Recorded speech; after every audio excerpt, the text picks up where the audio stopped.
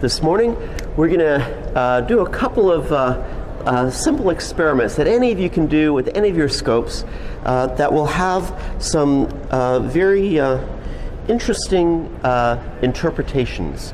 And if we really understand, and I kind of gave you a hint here, we're going to talk a little about transmission lines. If you really understand transmission lines, the behavior that we see will be obvious.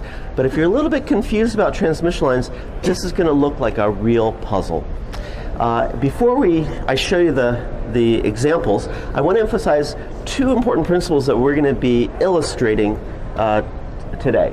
The first is the example we're going to actually look at. Like I said, anybody can do this with anybody's scope. We're going to actually look at the signal coming off of it's sometimes labeled as the calibration port on a scope. It's really compensation port. It's the one over here.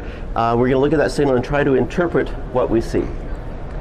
But the two important principles that we're going to talk about are illustrated here in a Gary Larson cartoon, one of my favorites.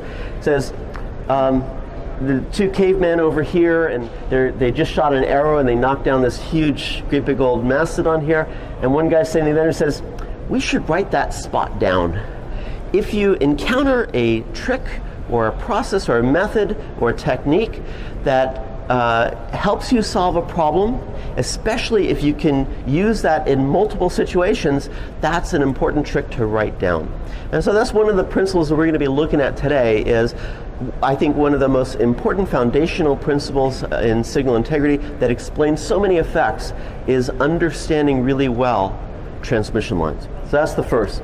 The second is what I think is a really important habit for all engineers. It's something I teach my students at University of Colorado all the time, make sure they understand it. And this is what I call rule number 9. How many of you have ever gone to any of my other lectures or courses or simulation? Or a couple of you. Anybody remember what rule number 9 is? I got a little treat here if you can remember rule number 9. Encourage good behavior. No? Okay. Here's rule number 9. Rule number 9 is never do a measurement or simulation without first anticipating what you expect to see. It is the first and most important consistency test you can do. And it's part of actually what my wife says about me all the time, that I make a lot of mistakes. And sometimes the best way of knowing if you've made a mistake is the result you see consistent with what you expect? That you can never prove that you're right about something, but it's easy to demonstrate that interpretation is inconsistent with the observation. And at the very least, observation should be consistent with each other and with what you expect and what the model or understanding should give us. And so the first step before you do that measurement is you want to anticipate, because maybe when I set it up, I don't have the right setting on the scope. Maybe I don't have it connected. Maybe I haven't plugged in the power to the device. Maybe I'm not connecting to the right port on the device. Or maybe, if I'm doing a simulation, maybe I typed in 17, but I meant 71. We make mistakes all the time.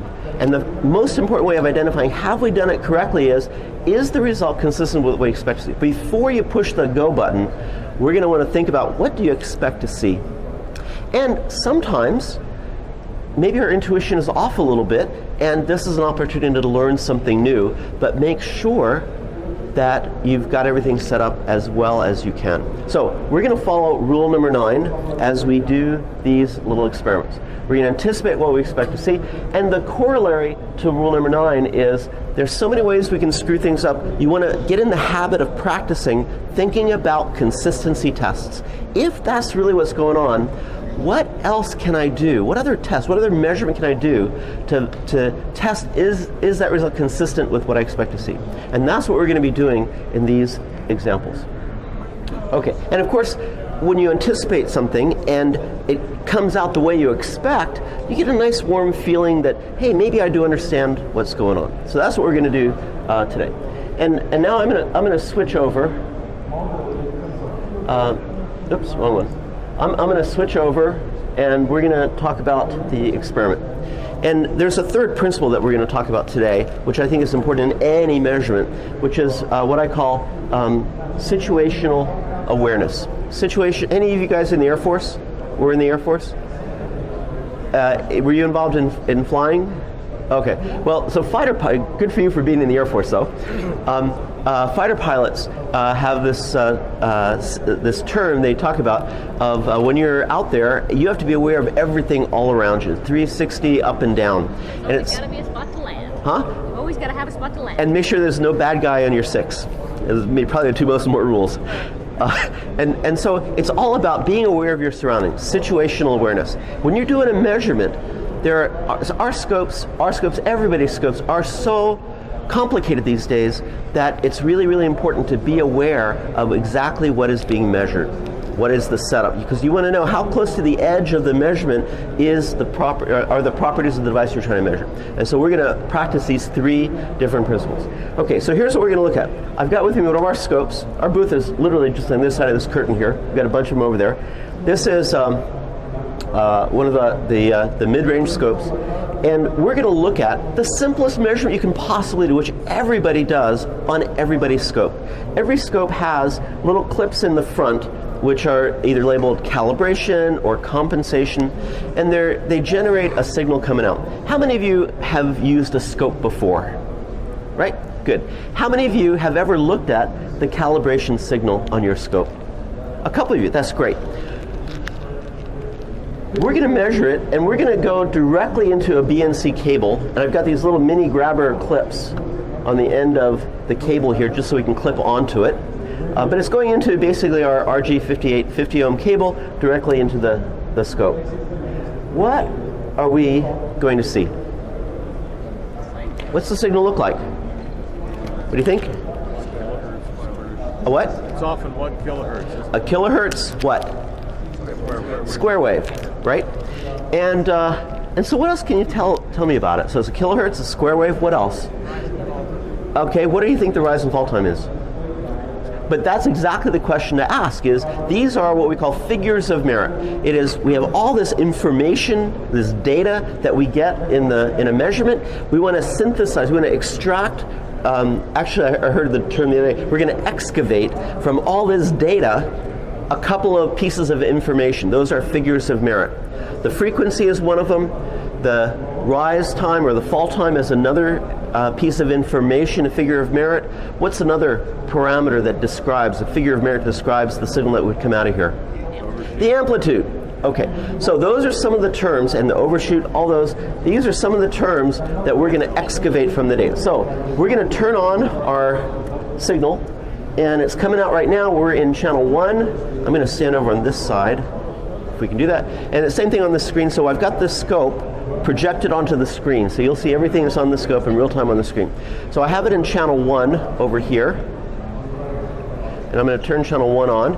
And there's our signal coming out of the reference on the scope. It looks really screwy. How come? I can't tell much about it. It's moving all over the place. How come? It's the triggering, of course. And so we want to trigger off of that signal. So I'm going to move that to the trigger over here. Now we're triggering this, but it still didn't do much for me. It's all over the place. How come?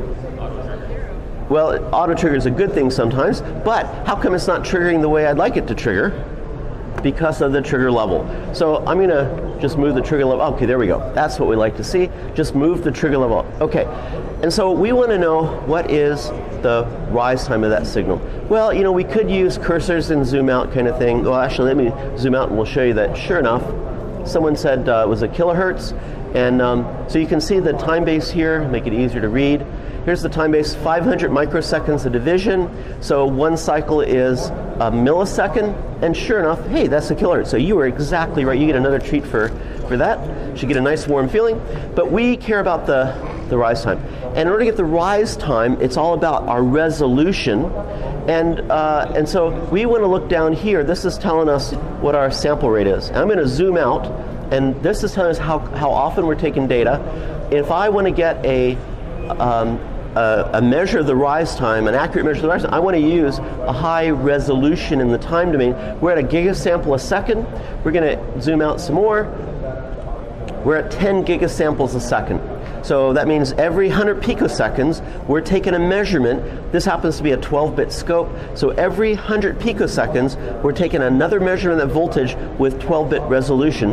And the bandwidth of this scope is 8 gigahertz.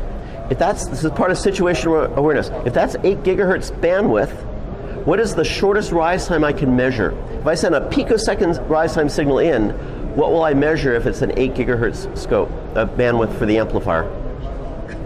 So it's about 0.35, roughly 0.3, 0.4 over the 8 gigahertz. So that's about 0.4 over 8 is about 50 picoseconds. So the intrinsic capability of the scope is about 50 picosecond rise time.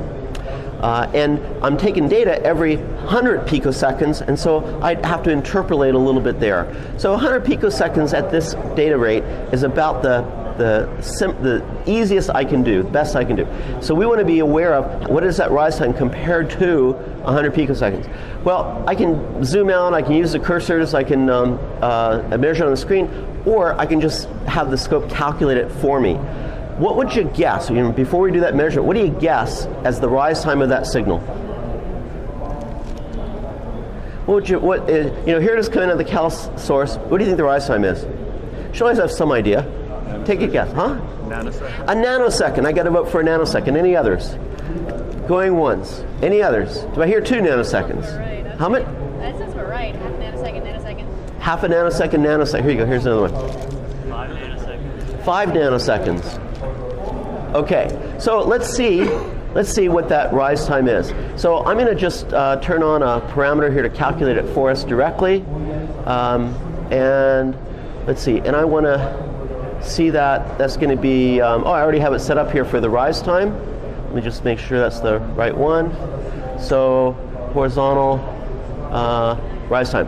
Okay, good. So that's the one that I want. And I want it from channel 1. Let's see, did I do that? Yep, channel 1. So let's turn that on. And now we're measuring the rise time. And let's see. So here is the instantaneous value for each cycle. This is the average or the mean value in all the cycles it's taken. So it's about 220 nanoseconds. Wow, that's a lot more than you expected. Gee, I wonder why it's so long. What would happen, do you think, if I made the cable, so we got a good measure of it, it's 220 nanoseconds or so. If I made the cable longer, what's going to happen to the rise time? I get a vote for what? Longer? I get a vote for longer? Any others? You think it's going to stay the same? Any others? Anybody say shorter? What kind of cable you use? RG50, well actually it's RG174. I like the flexible cable because it's easy to use. Add and keep that pigtail at the end. Yeah, I'm going to add more cable and I'm going to keep the pigtail at the end. That's exactly what I'm going to do. What's going to happen to the rise time? Be about the same because of the pigtail. About the same because of the pigtail. Any others? Let's try that experiment and see. So this is part of rule number 9. Anticipate before you do the measurement. So I am literally going to just unplug from the scope. I'm going to plug in another, this is just, okay, nothing up my sleeve here. This is just another RG174 cable with just a little extension on it. And remember, what was the rise time before? 200 and some nanoseconds, right? Okay, now I'm going to reset the numbers here so we don't overlap from the previous ones. So how much is it? 400 nanoseconds. Oh my gosh, it got longer. What's going to happen if I add even another cable in it, do you think? It's going to get longer, right? 400 nanoseconds, do the same thing. Make it now 3 times the originally. Huh? Oops. And what's the rise time? Oh, I need to get it started over here. So, okay, here's a really cool effect. So I just happen to move my antenna over here. So what are we seeing here? Yeah, exactly. Yeah, we're seeing the susceptibility of, I've got a radio antenna over here and we're picking it up in the cable. Okay, so what are we at? 550, oh my gosh. It says that the rise time of this source coming out of here depends on the length of the cable. How can that possibly be? Does that mean that anything I measure, the rise time then depends on how long, and if I want to get a shorter rise time, I need a shorter and shorter cable? How do you get an accurate measure of the rise time of a source if it depends on the length of the cable? What's going on? How do we explain this phenomena? Cable, I got a cable loss, okay? So I've got, so you're saying that, hey, the longer is the more attenuation, and the more attenuation, the more rise time degradation. Cable loss. That says the longer it is, the longer the rise time. Consistent with what we measured, right? What else? Huh? Capacitance. And so that says that I'm charging up the cable, and the longer it is, the more capacitor in the cable that I'm charging, and the longer the RC time constant. Okay? If it's cable loss, so we got two explanations. Any others? Mismatch. Huh? Mismatch. Mismatch. I've got RG 170 if it's 50 ohms. Twin lead you got there at the end. Oh, this thing here? But that's not changing as I increase the length of the cable. 50 ohms. So It isn't good. 50 ohms. It's not consistent with the observation. I'm not changing that. Whatever it is there. Oh, yeah. I'm just increasing the length of the cable. So good explanation, but not consistent with the observation. What's another explanation? Inductance of the cable itself, not the capacitance, but the inductance of the cable. Any others? Okay, so we've got all these explanations, possible explanations. How do we tell which one is the right explanation? It's like a detective story. How does a detective, you got a bunch of suspects, what's a detective do in order to evaluate who's the guilty party? They interview them, they bring them into the interview, they ask them questions and they see what the answers are. We're going to do the same, we're going to ask, what's the consistency test we can do depending on each of these answers? So here is one other explanation. Coming out of this is how many of you took electrical engineering as a sophomore? How many of you learned about Thevenin equivalent circuits? What's the Thevenin equivalent circuit? It says every voltage source has an ideal voltage source plus an ideal series resistor as the output, the Thevenin circuit, equivalent circuit. Every power source I've ever looked at can be modeled really simply as an ideal voltage source with a source series Thevenin resistor inside. Just as the Cal signal here, that 1 kHz signal, same thing. There's some output resistance to it. Whatever it is, when it encounters the 50 ohm cable, here's that resistor, here's the 50 ohm cable initially, what does that look like to that poor signal coming out of our pulse voltage source? It sees a series resistor and then 50 ohms looking into that cable. What's that look like? It's a voltage divider, right? So I get a voltage drop. Only a fraction of the voltage from the source goes into that 50 ohm cable. It travels down the cable, da-dun, da-dun, da-dun, da-dun, da-dun, until it gets into the scope. What's it going to do when it gets to the scope? Here's a 50 ohm cable, the signal's moving down, it gets into the scope. What's it going to do? What's the most common answer to all engineering questions? It depends, right? What determines, what does what it does here, what does that depend on? The impedance change. This is 50 ohms, 50 ohms, 50 ohms. And so what it does here depends on what the input impedance of the scope is set at. What's the input impedance of the scope set at? Well, let's see. I'm going to go back to our channel 1. This is situational awareness, being aware of what we're measuring, how we're measuring it. So I look at the scope and it's set for 1 meg input impedance. So it's 50 ohms, 50 ohms, and what does it see over here? It sees a high impedance. What's it going to do? It's going to reflect. It's going to come back, and now it sees the impedance here, which I'll give you a hint, it's probably a little high. And so it's going to hit here. If it goes from 50 ohms to a high impedance, what's it going to do? Reflect. What's the sign of the reflection? When you said impedance I said matching, mismatch. I did say mismatch. Yeah, but I asked you where. You're exactly right. It's exactly what it is. And so it's going to come. It's going to hit here. It's going to reflect. A positive is going to come back. It's going to bounce around and building up. If that is the explanation, what consistency test can we think of to do to confirm, yep, it's about the reflections in the cable because of the mismatch at the source and the mismatch at the scope, if that's the case? That's where you put a filter in that changes your impedance matching behavior. A filter? We're in the time domain here. Filters only work in the frequency domain. No, we totally did a demo on this literally yesterday. But where we demonstrated that. what's a wideband filter? Yeah. So, but what we want to. So, what consistency test can we do? We've got a. We can measure anything we want. What do we want to do, Dave? Right. Huh? Okay, so that's one thing we can do. Change it to 50 ohms. Input will affect the reflection. What else can we do? if it's really the reflections back and forth. So this is, let's see, a 3-foot long cable is about a 6 nanosecond time delay. And so I've got 1, 2, 3, so maybe 20 nanoseconds one way. So we got to see about 40 nanoseconds round trip between each bounce. So maybe we can look for it. So I'm going to zoom in on the time base, and we're going to look to see, can we see those reflections? So let's zoom out. Ooh, and there are the reflections from each, and let's see how long they are. So what's our time base here?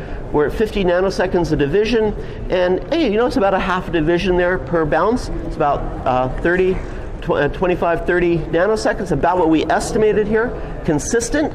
So now that says, okay, first consistency test. Yep, I see the reflections.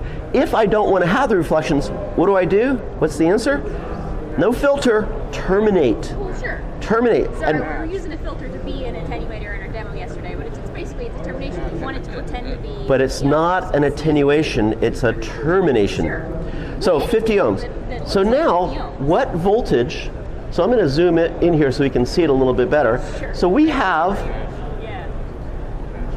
about 100 millivolts or so as the received signal here. Trying to filter out that cable response, right? We're not filtering anything out. It's different. We're I know. preventing reflections. So if I make this 50 ohms, what signal am I going to see on the scope? So remember what's going on. We're launching some signal. What was the voltage coming out of this if we waited a long time and all the reflections went away? 1 volt, right? So 1 volt is the Thevenin voltage source inside the generator over there. 1 volt is being generated, but I'm only measuring 100 millivolts into the scope initially at the first reflection. If I make that 50 ohms, this is the trick, this is the tough trick question. If I make it 50 ohms so I don't have a reflection, what's that voltage going to change to? Huh? Exactly right. And so I should measure 50 millivolts. And you get one too. I should measure 50 millivolts because the signal's coming, whatever is launching in the cable is coming down the cable, going in the scope. It goes in one way, it reflects. I measure 2 of them at the scope. If I make it 50 ohms, it's going to be half that, 50 millivolts. Because it won't reflect, it'll just get terminated, turned into heat into the scope. So I'm going to switch it to 50 ohms, and let's look to see if we get that 50 millivolts of signal. And you notice, bring it close to my antenna here, I'm getting the pickup over there. Okay, so let's make this 50 ohms. And oh my gosh, what's going on? I can't see anything. That's because the trigger is off. So I'm going to adjust the trigger level here. Oh, sure enough. Oh my gosh, look at that. Exactly what we predicted. What does this mean? You know, we're only seeing 50 millivolts. That says that coming out of our source, we already know it's a 1 volt source on the inside. The Thevenin voltage source is 1 volt. There's some series resistor. Then it goes into the 50 ohm of the cable, and I get a voltage launched because of that voltage divider. Only 50 millivolts gets into that cable. That 50 millivolts travels around the cable, sees 50 ohms, 50 ohms, 50 ohms, 50 ohms, 50 ohms, 50 ohms, 50 ohms in the scope, no reflection. That's the voltage that we measure in the scope, 50 millivolts. That's what got launched into the cable. What does that make, huh? The output impedance is large. Very good, exactly right. So the next question is, what does that say about the output impedance of the source? That Thevenin impedance of the source. It's pretty large because it made a voltage divider. Whatever its resistance into 50 ohms was a 20 to 1 voltage divider. So just roughly, what does that make this resistor? Compared to, it's about a kilo ohm. You put in the numbers, it's about 800 ohms as the output impedance. Now we understand what's going on. Now, how do we reconcile this idea that, okay, when I make this the 1 meg on the input, how come it looks like this RC? What's going on? How do we think about this in terms of the source voltage, the source impedance, and the 50 ohm cable and the 1 meg? Why is the rise time longer? Because we have the kilo ohm coming out of this guy into 50 ohms. We have a meg over here. The low signal gets launched. It reflects, comes back as 50 millivolts, reflects off of this guy, comes back adds more here, reflects, comes, adds more here. Every reflection we're getting more. It looks like an RC time constant, but really doesn't have anything to do with RC charging. It has to do with the reflections. If it was RC charging, making it 50 ohms, hey, that wouldn't have changed the time constant. I'm just charging up the capacitor. It's adding the 50 ohm resistor source, terminated the reflections and eliminated. That says that if you want to get, so while we're here, what's the rise time of the source? Here it is with 1K into 50 ohms. That signal's going into our scope at 50 ohms. Once it hits the 50 ohm, no reflections, we're seeing the intrinsic properties of the source just with the voltage divider. Let's see what that rise time is. So let me go back. I'm going to make it 50 ohms. We should have done it while we were there. Here it is 50 ohms. I'm going to blow up the scale a little bit so we can see it a little bit better. There's our signal. I'm going to get our trigger right. There's our signal, and it's a pretty low-level signal, so because of this big loop we've just built here, what's another name for a loop in our world here in the conference? And it's an antenna, so we're picking up a lot of the RF noise in the environment here. But even so, you can get a rough idea of what that signal rise time is. And, what is it? Let me clear the sweep, start over again. What's the rise time of the source? 3 nanoseconds. So it's really a 3 nanosecond source is just that. When I get into the cable and the reflections, multiple reflections add me up. So one last example of the importance of thinking about transmission lines and thinking about termination. It says, if you want to know the properties of the signal coming out of your source, you want to eliminate the reflections because they introduce an artifact. And that's why we have 50 ohm termination in every scope, is to eliminate the reflections in the cables.